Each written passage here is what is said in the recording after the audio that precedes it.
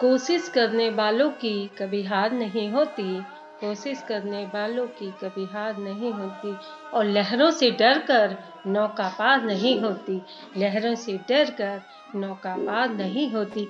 नन्ही चींटी दाना लेकर दीवारों पर चढ़ती है, 100 बार फिसलती पर मन का विश्वास रगों में साहस बनकर गुजरता है, साहस बनकर चढ़ता है। और चढ़कर गिरना, गिरकर चढ़ना उसे ना खपता है, उसे ना खपता है। आखिर उसकी मेहनत बेकार नहीं होती और कोशिश करने वालों की कभी हार नहीं होती। असफलता एक चुनौती है, उसे स्वीकार करो, असफलता एक चुनौती है, उसे स्वीकार करो। कहाँ कमी रह गई देखो और विचार करो, देखो और विचार करो। संघर्ष से ही जीवन बनता है, संघर्ष से ही नित नया आयाम मिलता है, संघर्ष से ही नित नया आयाम मिलता है। इसी कविता के साथ सोन प्रसाद द्विवेदी जी की हम सभी को कहना चाहेंगे कि आप कभी कोशिश करने से पीछे न हटें, चाहे रास्ते कैसे भी हों। डॉक्टर सत्या होप टॉक में मैं आ रही हूँ आपके सामने 26 तारीख को शाम को 7 बजे, और डॉक्टर सत्य प्रकाश पांडे जी के साथ जुड़ना चाहती हूँ। जैसे कि मदन मोहन मालवीय जी ने अपने जन अभियान में निकला था, शिक्षा के साथ भिक्षा अभियान किया था, वैसे ही आज के समय पर डॉक्टर सत्य प्रकाश पांडे जी भी उस अभियान को कर रहे हैं। मदन मोहन मालवीय जी तो गए थे काशी नरेश राजा के पास, और वहाँ पर निजाम के पास, हैदराबाद के निजाम के पास, और हैदराबाद के निजाम ने पहले उन्हें ठुकरा दिया था और जूती दे दी थी अपनी। बाद में उसी जूती को लेकर जब वो नीलाम करने गए तो वो उसके साथ जुड़ गए, क्योंकि वो शिक्षा का महत्व समझ गए।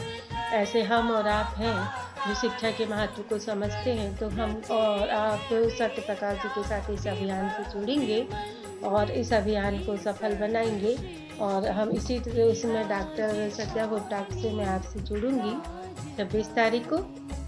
जब इरादे मेहनत की स्याही से लिखे जाते हैं, जब इरादे मेहनत की स्याही से लिखे जाते हैं, तब उनकी किस्मत में खाली पन्ने नहीं होते, खाली पन्ने नहीं होते।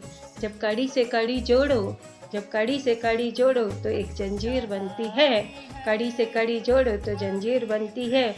और जिसमें लगन और मेहनत होती है उसकी तकदीर बनती है, उसकी तकदीर बनती है।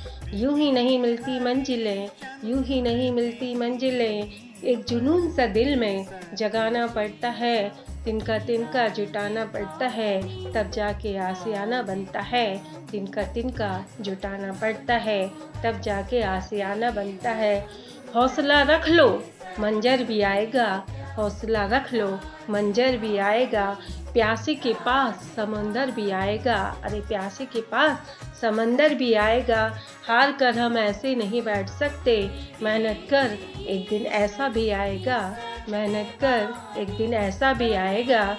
देखे तुमने जो ख्वाब, देखे तुमने जो ख्वाब पूरे भी होंगे, इस धरा पे आगे तेरा नाम भी आएगा, इस धरा पे आगे तेरा नाम भी आएगा।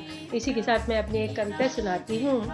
नारी अब तू कमनी नहीं, नारी अब तू कमनी नहीं, अब तू केवल 100 पीस नहीं, बन गई है तू अब सबला, अब न रही तू अबला, बन गई है तू सबला, अब न रही तू अबला।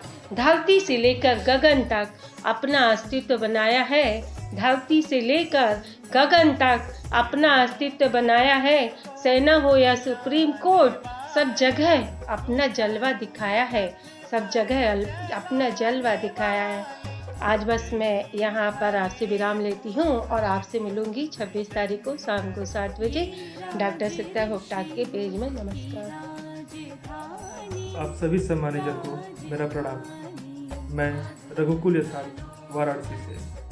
जैसा कि हम सब जानते हैं, आदरणीय सत्य प्रकाश सर के जन्मदिन के उपलक्ष्य में कवि के साथ काफ़ी प्रोग्राम का आयोजन किया जा रहा है, और ये बहुत ही शानदार मंच है अपनी कला को दुनिया से रूबरू कराने के लिए। और उस मंच से मैं भी 25 जनवरी रात्रि 8 बजे अपनी एक छोटी सी प्रस्तुति दूंगा, तथा आप लोग से आग्रह करता हूँ कृपया अधिक से अधिक संख्या में अपनी उपस्थिति दर्ज कराएं और आदरणीय सत्य प्रकाश सर के विचारों को समझने का प्रयास करें और उनके द्वारा चलाया गया मीट कार्यक्रम जो एक शिक्षा क्रांति का रूप लेगी, उस कार्यक्रम से भी जुड़ें और उनके विचार को आगे बढ़ाने का प्रयास करें। धन्यवाद। नमस्कार मित्रों, मैं डॉक्टर सत्यप्रकाश जी का सबसे पहले आभार व्यक्त करना चाहूँगा, जिन्होंने मुझे ये मौका दिया कि इतने सारे गुणी जनों के सामने एक साथ हाजिर हो सकूं और कविताओं के माध्यम से आप सब लोगों से बात कर सकूं। कविताएं जो हमारे जीवन की हर छोटी बड़ी कहानी को अपने में पिरोए रहते हैं। हर कवि अपनी सभी कविताओं में कुछ ना कुछ यादें, कुछ ना कुछ संदेश छुपाए होता है और इससे अद्भुत और कोई कार्य नहीं हो सकता जैसा डॉक्टर साहब ने किया है कि ऑनलाइन बैठ कर के दूर दराज के इतने सारे लोगों के सामने अपने मन के विचार जो कविताओं में पिरोए हुए हैं एक साथ बांटे जा सकें। कवि के साथ कॉफ़ी एक बहुत ही नायाब, बहुत ही अद्भुत, बहुत ही रोचक कॉन्सेप्ट मुझे लगा और मुझे बहुत इच्छा हुई कि मैं भी इसमें शामिल हो सकूं। तो कवि के साथ कॉफ़ी में 24 जनवरी दिन रविवार शाम को 6 बजे मैं समरवीर सिंह आप सभी के सामने अपनी कुछ रचनाएं लेकर के पेश होऊंगा। वो रचनाएं जिसमें अपने जीवन की छोटी बड़ी कहानियों को कविताओं में पिरोया हुआ है।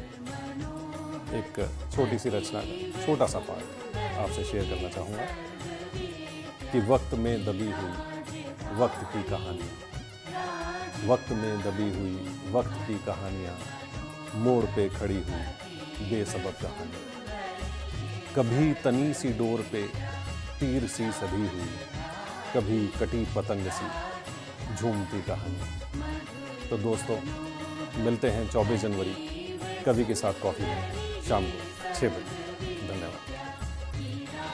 मेरे भाई, सबसे बड़ी बात यही है, व्यक्ति अपनी क्षमताओं को पहचान ले और यह समझ ले कि वह किस तरीके से दूसरे की जिंदगी में परिवर्तन ला सकता है।